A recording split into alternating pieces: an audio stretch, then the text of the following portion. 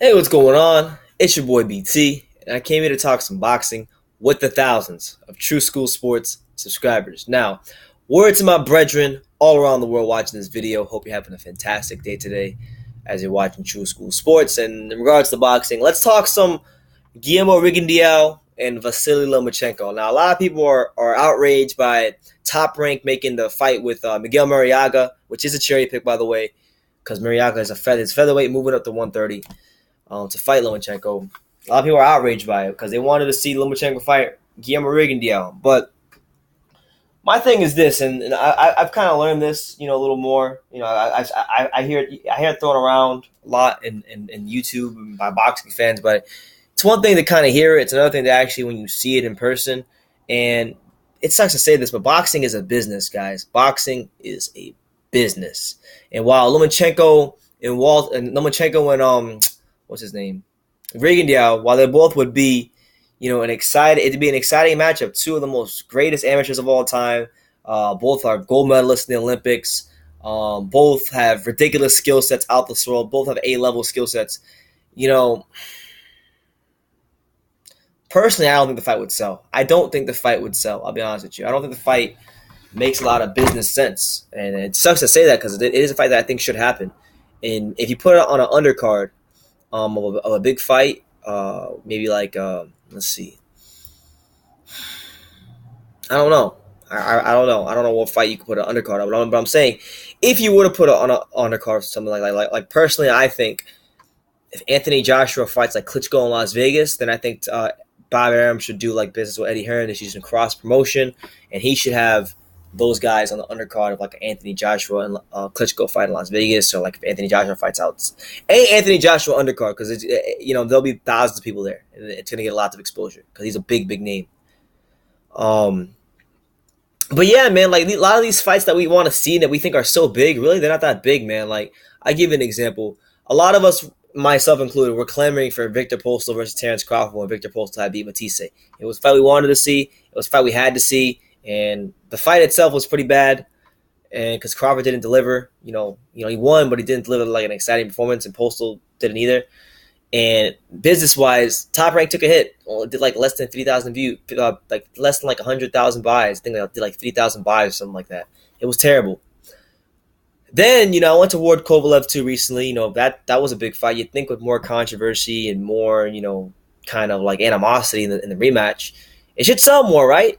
No, they actually did 40,000 pay-per-view buys, worse. So what I'm saying, guys, is like you got to look at this thing beyond just the matchup. Obviously, it's a great matchup. Obviously, it's a fight that I want to see because these guys are two of the greatest amateur boxers of all time. But would this fight sell realistically? Could it realistically sell a good amount of things? Let's say they had this fight where they had the I think the Lomachenko fight against Walters. I think it was somewhere like the Venetian, which is a small hotel in Las Vegas in comparison to other ones. And I think the capacity there was like 7,000, 6,000, something like that, 5,000. I don't know what the crowd was like, but could they even sell out a place like the Venetian in Las Vegas? I don't know. My thing is like, okay, where is the market for this fight? Where is like the public demand outside of the YouTube boxing community? That's my thing. I think it's a fight that should happen, but business-wise, would it make sense for Bob Arum? Because Bob Arum has expressed a desire. He doesn't like Rigondeaux. He thinks he's boring. Personally, this is the way I view Rigondeaux. I like Rigondeaux. I think he's a tremendous fighter. I think he has skills out of this world, but I think he's been matched poorly with guys. He's one of those guys that if you don't put him in with guys who are going to test him and give him some rounds, then ultimately what you wind up with is a glorified sparring session. And we saw that with the Drian Francisco fight on the Cotto Canelo undercard. So this fight, I think, we would bring out the best of Rigondeaux. He says he moved to 130, and he says he make all these concessions, but would he really do it? I don't know. He's never been a guy to ever move and make concessions for anybody. Because he didn't even want to do it. Like he fought in Japan before, and when he was at 122 for all those years, he could have fought Yamanaka. That would have been a great fight over there, and he probably would have sold, being that he has a high profile. Yamanaka's a big draw over there in Japan. He never once did that or considered doing that. So like, I don't know. I'm not really mad about the fight not happening. I mean, everybody's making this big fuss about, Lomachenko ducking this guy apparently, and I mean, For what? I mean, from my understanding, they didn't. I'm pretty sure Lomachenko made an offer a couple years ago, and Rigo didn't take it. So if he didn't take it then, why would he take it now? Because he's older and he needs the money. Like, is he really going to move to 130? Like, I've seen Rigo in person. He's not that tall. He's not that big. He's barely bigger than me, and I'm not a big guy. So with that being said, man, it's not a fight that like I'm dying to see because I really don't care if it happens or not. You know, I think it'd be cool if it did. If it doesn't, okay, well. I think the ship on Lomachenko, Rigondeaux, and the expiration date on that fight is kind of passed, and I really don't think you get the best fight anyway. If they did fight now. I'd rather see Rigondeaux fight like I don't know anybody like Santa Cruz. I think if he fought Santa Cruz, that'd be more interesting to me because it's closer to his weight. Um, I don't know, man. Overall, it's not a fight that I'm really like excited about. I don't know if anybody like it feels the same way, but like I'm not like Guillermo Rigondeaux is just one of those guys. Like although he has a great skill set, like he just doesn't like excite me. Like it's great to see him when he fights. Like I enjoyed watching him fight at the Ward Kovalev undercard for that one round before he threw the punch after the bell and hit Moises Flores. But it's not like one of those. He's not one of those guys that really gets me like going crazy about wanting to watch a fight. Like Lomachenko, on the other hand, I like his style, I like how slick he is, I like his combinations, I like his footwork. There's things. I mean, Rigo too, but Rigo just doesn't. He's not active enough for me. Like he don't throw enough punches, and it's not like he has ridiculous power like that. Um, so with that being said, man, if it happens, it happens. If it doesn't, it doesn't. Is it a duck? No, because Lomachenko, I'm pretty sure stated a couple years, like a year ago that Rigo turned down his offer. So I mean, that ship kind of sailed already.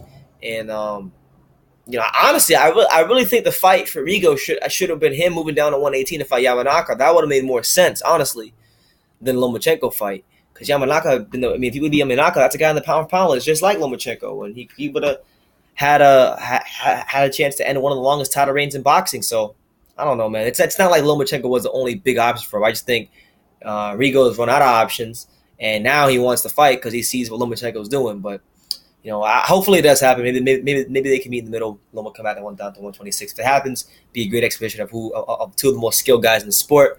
But like I said, it's not a fight that has to happen. It doesn't have to happen because, for one, aside from us hardcore boxing fans, it's not going to get casual fans excited. People who actually put that matter in the sport, unfortunately, are not me and you. It's the casual fans because there's more casual fans than there are, hardcore fans, and we need those casual fans to keep the sport alive. And like if you announced it tomorrow, it's not gonna like break Twitter or get people going crazy outside hardcore boxing. I do think it could be the ceiling for that fight is being on a big undercard. Like if they said we're gonna stick this on the Gennady Golovkin Canelo undercard, perfect. That'd be perfect. Gennady Golovkin Canelo, Anthony Joshua fight, some undercard that has a big name fighter or two big name fighters on the main event that's gonna have like millions of buys. That's the ceiling for this card. I don't think it could be a headline on its own. Personally, maybe if you put it in a small venue like the Venetian in Vegas or something like that, or I don't know, maybe that MGM Maryland place they just fought at recently, and maybe there. But other than that, there aren't really too many options for this fight, and it doesn't make a lot of business sense as a main event. Now, as an undercard fight to fill your undercard, it makes sense. But will Rigondeaux, and not just Rigondeaux, Lomachenko as well, will they be willing to take that kind of money? I think Loma would, because he's kind of shown in the past the ability to fight for low money. Rigo, he's a little older. He might be a little less inclined to do so. So I don't know, man. Let me know what you guys think in the comments down below. Take the time to subscribe, and you can love me or you can hate me. But I'm just giving Daniel. So until next time, take care, guys.